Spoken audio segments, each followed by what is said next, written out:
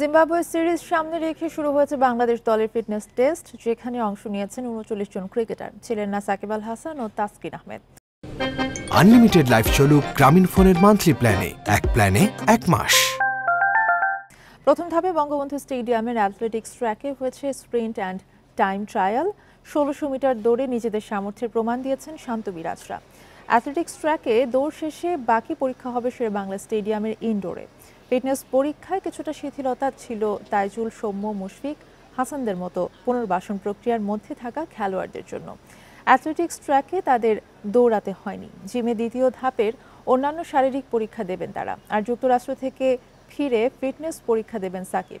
জিম্বাবুয়ের বিপক্ষে ৫ ম্যাচের টি-20 সিরিজ শুরু ৩ মে।